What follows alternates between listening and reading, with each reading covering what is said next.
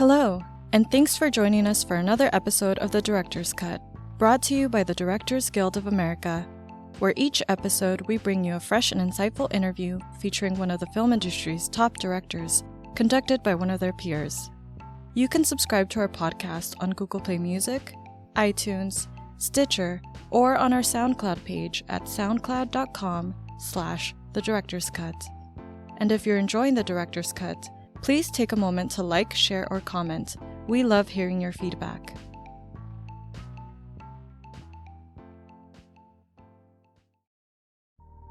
This episode takes us behind the scenes of director Edgar Wright's newest film, Baby Driver. The film stars Ansel Elgort as Baby, a getaway driver who can do practically anything with a car, so long as the correct song is playing through his earphones. After meeting the woman of his dreams and making plans to leave his life of crime, Baby is coerced into one last getaway job. But when things go awry, all of his skills will be put to the test if he has any hope of survival. In addition to Baby Driver, Mr. Wright's credits include the feature films The World's End, Scott Pilgrim vs. the World, Hot Fuzz, and the BAFTA Award-nominated Shaun of the Dead, as well as episodes of the television series Spaced, Sir Bernard's Stately Homes, and Asylum. Following a recent screening of the film at the DGA Theater in Los Angeles, Mr. Wright spoke with director Christopher Nolan about filming Baby Driver. During their conversation, Mr. Wright speaks about directing his first US set film, how he came up with the idea for the movie 22 years ago, and explains the meticulous preparation necessary to execute the music-driven sequences.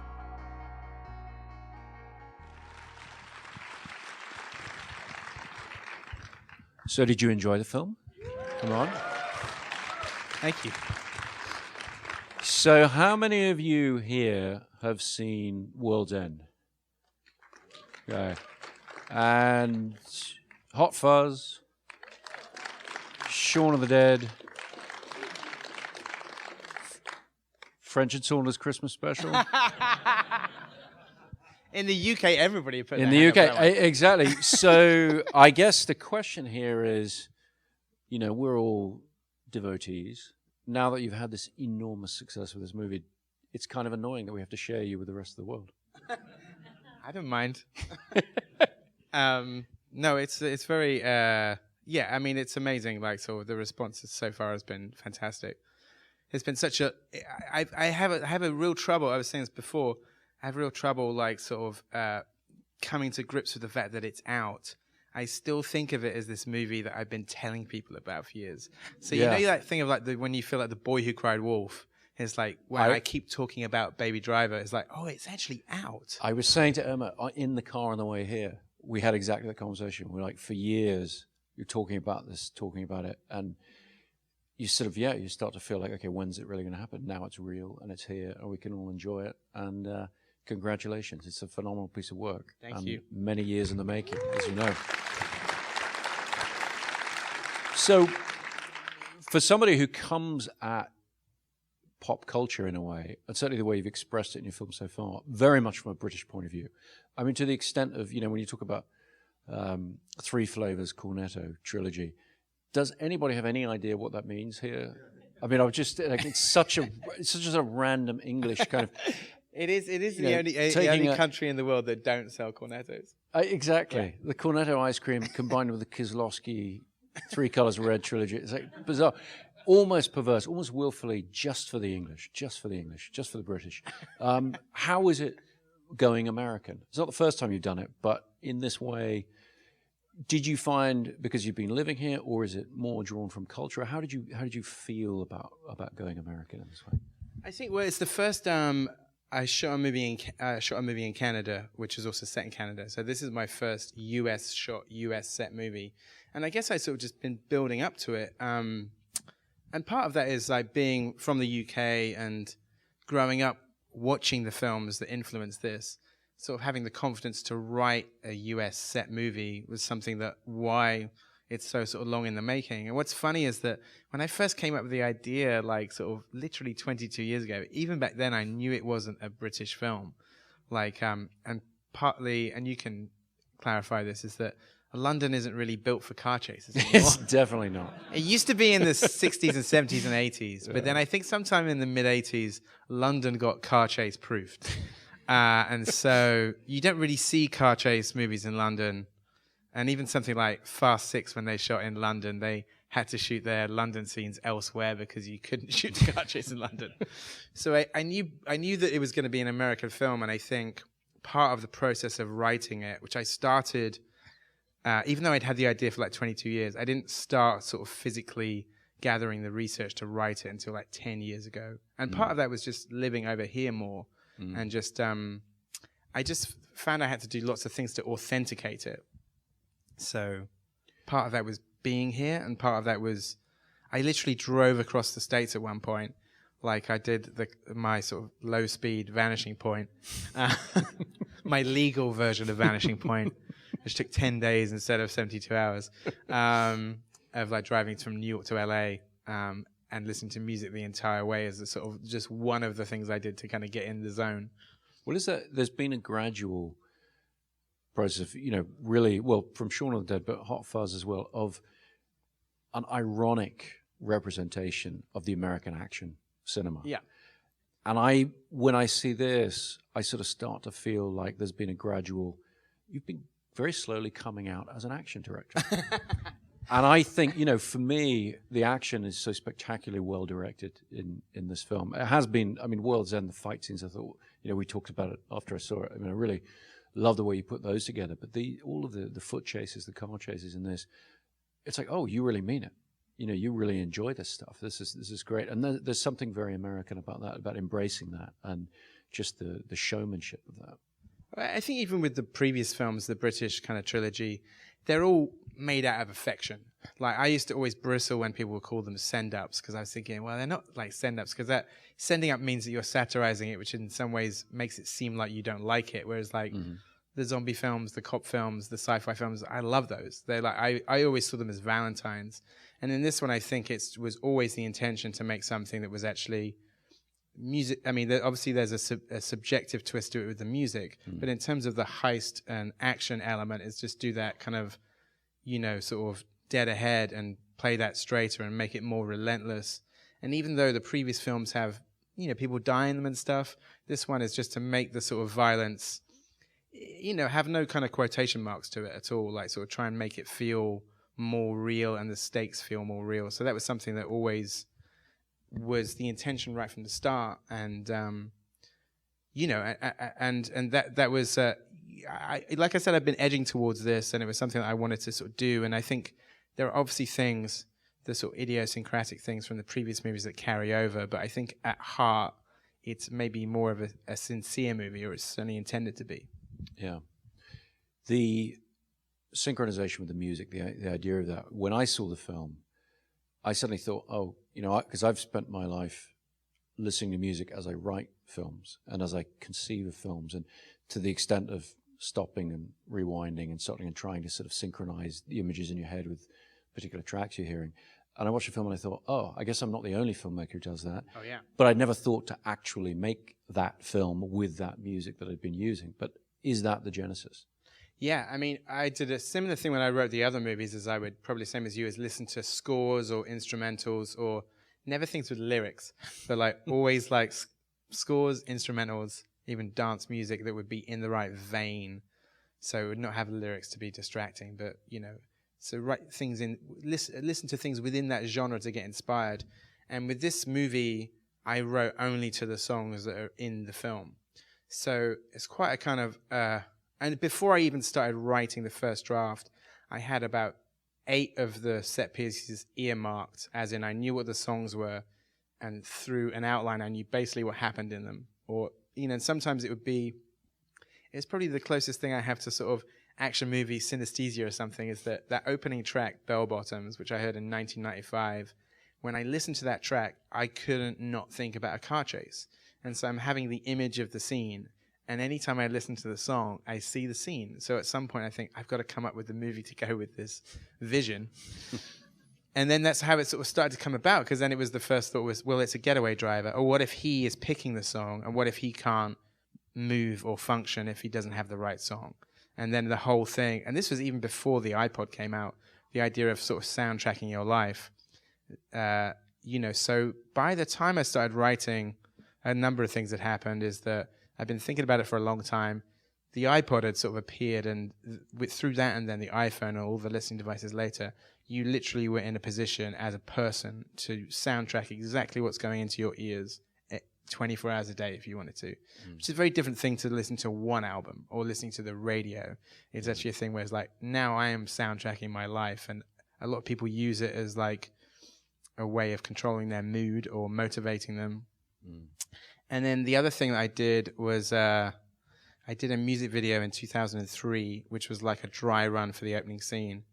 And I sort of did it, it ended up being a test run.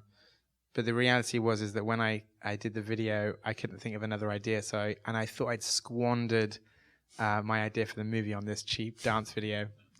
But it turned out well, and it just became one of those things that kept, because there's a little clip of it in the movie. Stars Noel Fielding, who you might know from the TV show The Mighty Boosh. But it's one of those things that video kept kind of reverberating around, and eventually it was like a proof of concept, or even just backdating the idea is like, oh, I have this thing from 2003. It's basically like the concept. But so when did you start writing it? I started trying to write like 10 years ago, and that was like I think, and then I went off and did a movie. But by that time, I amassed an amount of stuff that became very useful. So how I first started doing it was that I had all these songs, like 8 of them. And I don't read music, and I don't play any instruments. I wish I did. I found like a music editor to help me break them down. So I had like a much more like sort of sophisticated breakdown of those songs. What's funny is the music editor that I spoke to 10 years ago was Stephen Price. Before then, he wins an Oscar for Gravity. And before he worked on 2 of my films, he worked on Scott Pilgrim and The World's End and Attack the Block, which I produced. And then he wins an Oscar for Gravity with his second score, which is pretty amazing. But I have these things that he did from like 10 years ago, these PDFs where he broke down the songs for me. And then when I started writing the scripts, I would write what's happening in the action and what's happening in the song together. So you could really get across the idea that the action and the music are completely interlinked. Now, they always say it's like a really foolhardy thing to write the song titles into a screenplay. And it is, but I still did it. Because they say if you put the song titles into a script and the publishers of that song get wind of that, then that's like adding a 0 on the end. They go, oh, I see how important Hocus Pocus is to this movie. Let's make it 3 times as expensive. But I had to kind of write the stuff in, and that was a whole process of... writing the lyrics? Sometimes. And what was going on with the... Sometimes. The first draft of the script was so anal in terms of like, if the song was 5 minutes long, it was 5 pages.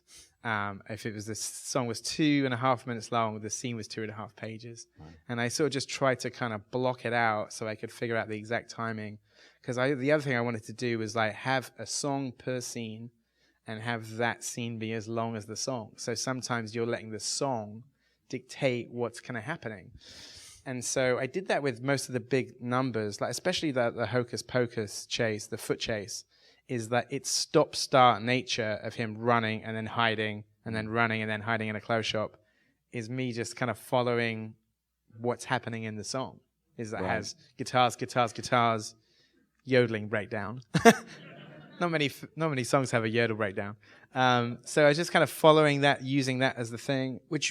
But just to get into the heart of the process a little bit. So you've got that in your imagination. You're listening to that music and you're visualizing how you're going to do that. How do you communicate that to your crew? How do you plan that? Is it storyboards? Is it previs? Is it like, what's the process of taking that internal process and making it clear? It's pretty much a bit of everything, and also kind of sharing everything with everybody. I'm not like one of those people who's very secretive about the process. I just have to lay it out for everybody involved: camera, stunts, choreography, locations, AD department. I share so basically a number of things. It's like boards for everything, even the dialogue scenes, like very sort of specific script.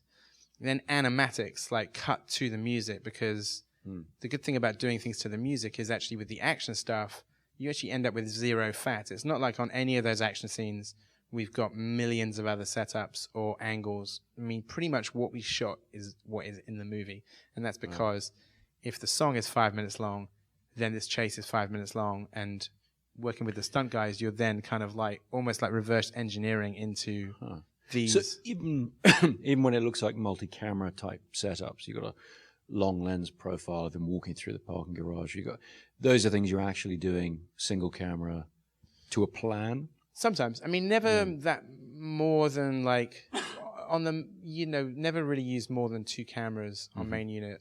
And usually we have like a hero shot and then sometimes like a B shot. And if you can get 2 hero shots at the same time, great. But if your B shot is screwing up your A shot, forget it. That's basically the way me and Bill Pope would do it. It's like, so make sure that the A shot is what you wanted. And if you can get a great B shot, great. If not, don't worry about it. Yeah. So sometimes, let's say that tequila gunfight sequence, it's pretty much like every shot is like an A shot, and we just shoot that bit, and there's no master shot. Sometimes the script supervisors kind of start having a nervous breakdown because there's no master wide of the scene. It is what it is. Right. And so, I mean, pretty much with the action scenes, that's what we did all the way through. Is you're just doing it in order, and just doing those kind of setups. And then the other big thing about that was editing on set, which I'd never used to do, but my editor, Paul Matchless, I got 2 editors. One of them was there the whole time. And whenever we do action stuff and it's all in sequence, you could just edit it to the music as you were going. And you could... Because you're shooting on film, so you're cutting the video feed. Just cutting the video feed. Yeah. So we had a good, like, high-def feed, and we could cut to that. But it would be something where you could just keep in track of it. But to go back to your original question, the things of showing with the crew would be animatics of everything, then starting to shoot video of everything, both with the choreographers and the stunt team. I guess the other big thing that we had, which is kind of crazy, which I've had some of these like for 9 years, is when I first wrote the script, I had the songs, and I had this British DJ friend of mine, whose name is Mark Nicholson, a.k.a. Ozzy Misu. He's like great at doing these kind of found sound remix things. And I said, I gave him very specific timings. I said, put sound effects into these songs. So I have these mixes of the songs that have all of the car chase sound effects mixed in and all of the shoots outs. So when you sent it to the studio or the actors, they'd be like, they could sort of get a sense of how immersive it was going to be. Right. And then when you cut the storyboards to it, it's, it lined up perfectly. So I think with those things, it's like, that'd be the only way. Like the film was shot in 57 days and only 16 days of second unit in a sort of block in the middle. And the only way to get through all of that was that you rehearsed everything and you had this kind of plan. And so there's very little time spent on the day figuring out what's going to happen. It's like everybody has the list. Right. And you're knocking pieces off the list every day. And obviously there's kind of happy accidents and, I don't want it to sound like it's so precise that there's not something that, something like a location will be like, oh, the foot chase had a whole bit with an elevator. Well, we can't really find a mall that we like that has an elevator. Well, what about these escalators? Or like, there's a great thing in the second chase which is the one to the Damned, the one with Flea and Jamie Foxx. And I cut together the animatic to the song. And Bill Pope, my cinematographer, had watched the animatic and he said, "You're going to run out of song." And I say, "Why do you say that?" He goes, "Because you've edited it in such a way that's so fast that the actual cars are going to take longer to do the stunts, and you're going to want to see those stunts for longer, and you're going to run out of song." And I was like, well, let's see. And of course he was right. And because I'd been editing as I went, I could see the sequence, and it's like, the song runs out like 30 seconds before the scene finishes. And I don't want to have a second song because I don't want to have a second song. And I can't have no song because that goes against the point of the movie. So in that sequence, when they carjack the new car with the young mother, you see that shot of Ansel Elgort whipping out his iPod and rewinding the song. That was shot on the last day of the shoot. I said, I know what to do. And it's funny because then it's really when you get into those kinds of solutions, you start to think, I am the character. You've become the character. I've become the character at this point. That's exactly what the character and I would do is like, because he's already had to rewind it twice at the start. So I kind of thought that was so there's things that came out of it, the weirdly like character defining moments, that thing of him rewinding, not in the scripts, not in the boards, So I don't want to make out that like every single thing was planned, but it's definitely something like to kind of get through something with this density is that, and I share that with all departments, so that like, so you're not in a situation where anybody's coming to set and saying, what are we doing today? Right. You know? So you did use a second unit? Yeah, there was like sort of, Darren Prescott was the second unit director, who was also the stunt coordinator.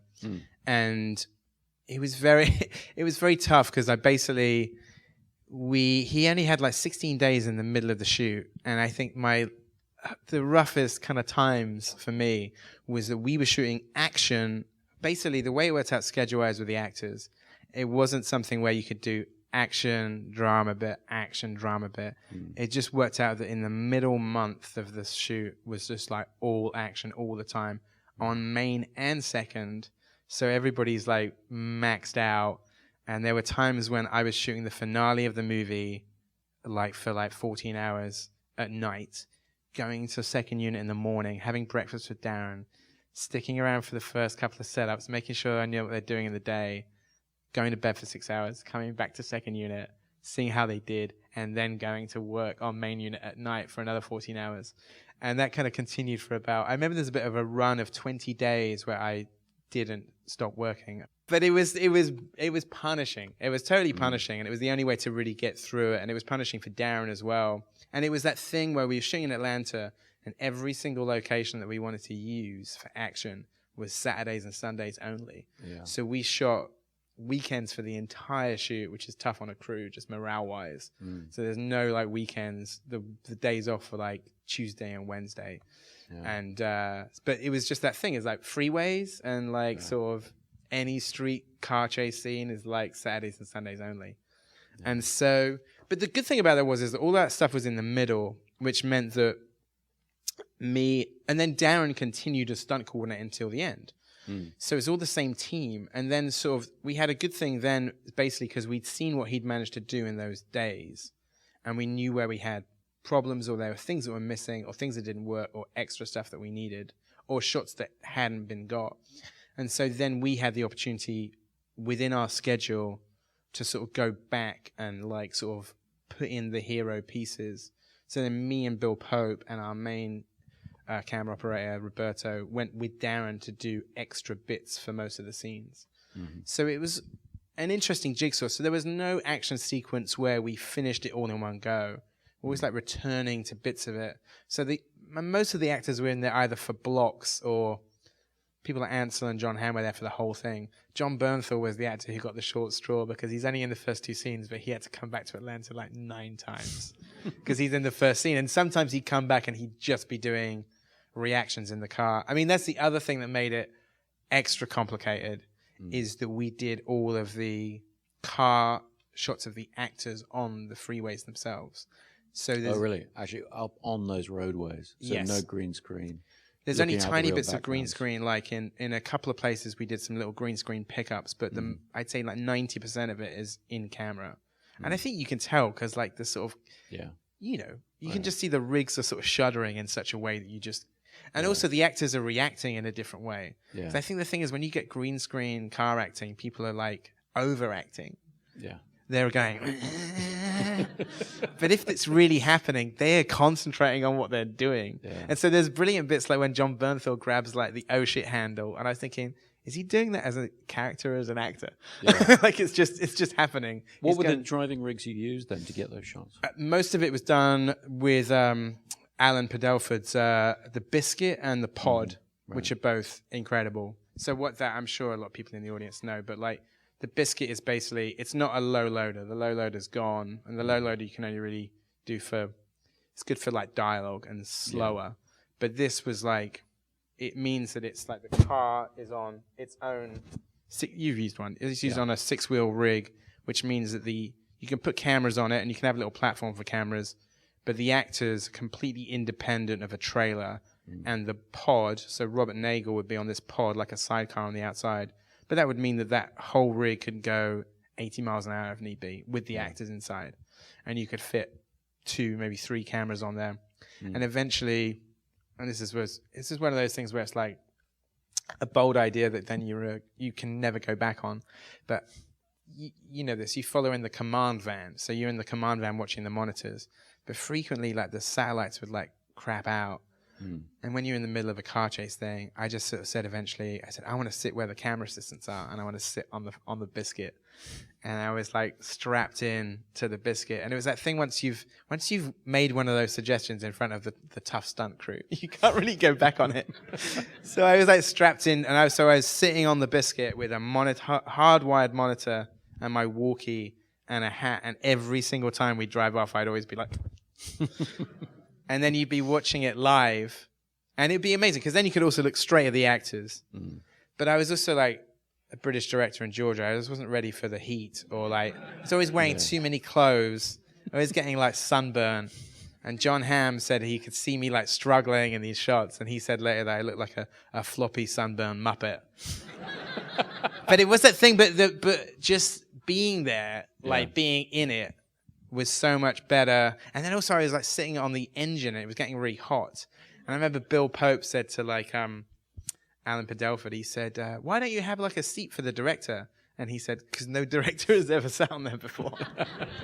But all that aside, what it meant is that like I can talk to the actors, and if they can't hear me on the walkie, they can at least, you can mime it to them what to be doing. Because as you know, with car stuff, once you get into doing any car scene, any idea of articulate direction goes out of the window. Yeah, it's got to be. They're in a weird bubble. Yeah, and also they can't hear you. Yeah, you know, so any direction has to get down to like 1 or 2 words. Yeah, and then you wind up saying, just do it yourselves 4 or 5 times, keep rolling. You just end up being like saying like intense. There's like nothing else to say when it's that loud, and when you're on the freeway, there's nothing else to say other than that. Just have to remind them that the camera's rolling, and we shot on film as well. So the other thing is like, I know that there is. I must say, there's about 10% of the movie that's on digital for various reasons. And I said to Chris after he watched it before, I said, "How did you feel about the digital shots?" And he said, "I closed my eyes." But 95% of it is on 35, which with car stuff in this day and age is, you know, it's like people look at you like you're crazy. It's like you want to be changing like mags every take, but it looks great. Try IMAX, mate.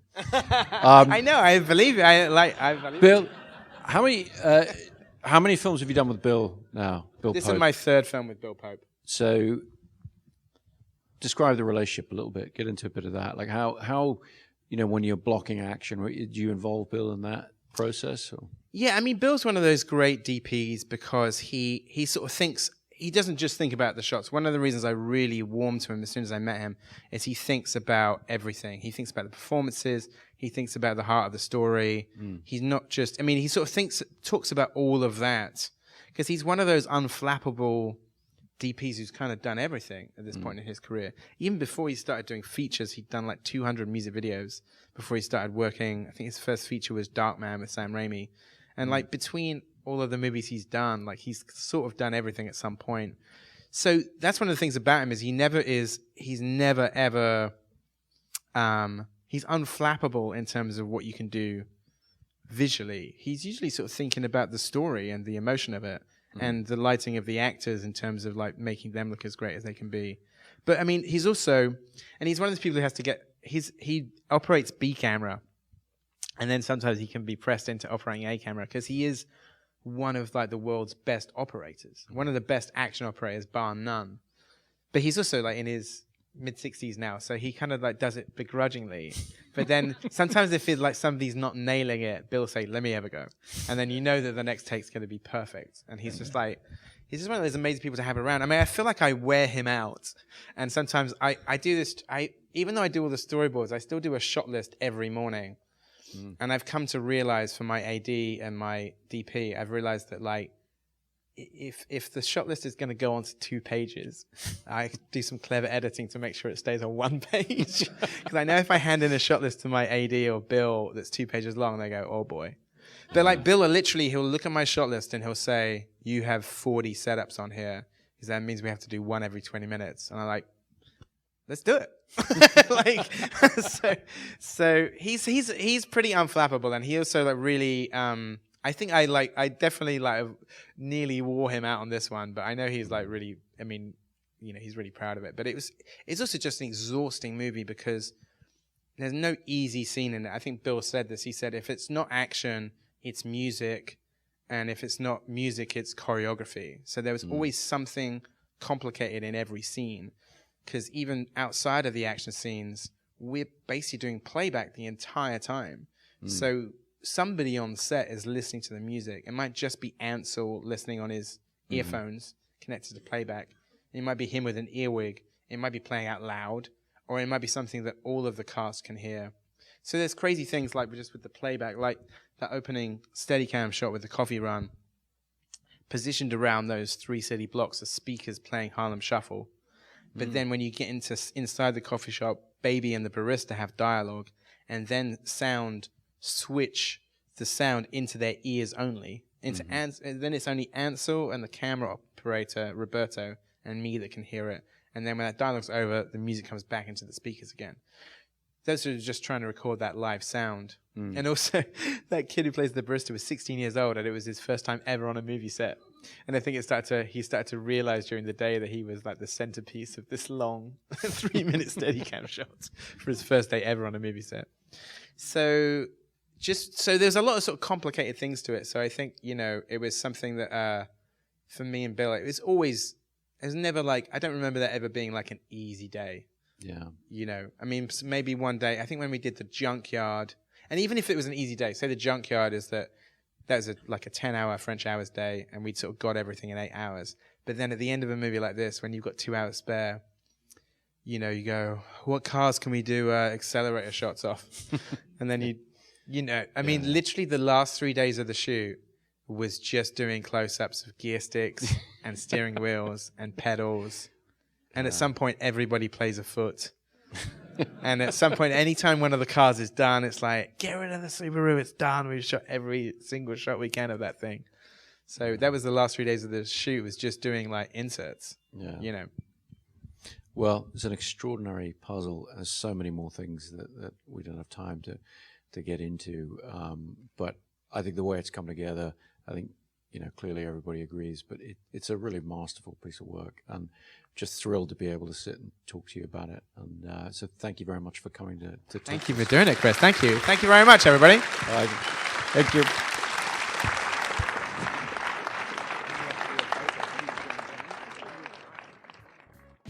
Thanks for listening to another DGA Q&A. You can check out past episodes of The Director's Cut wherever you listen to podcasts, or on our website at dga.org/podcast. Also, if you haven't already, be sure to subscribe so you won't miss an episode. If you're enjoying the podcast, please like, share, and leave us a review. We'd love to hear your feedback. Thanks again for listening, and have a great week. This podcast is produced by the Directors Guild of America. Music is by Dan Wally.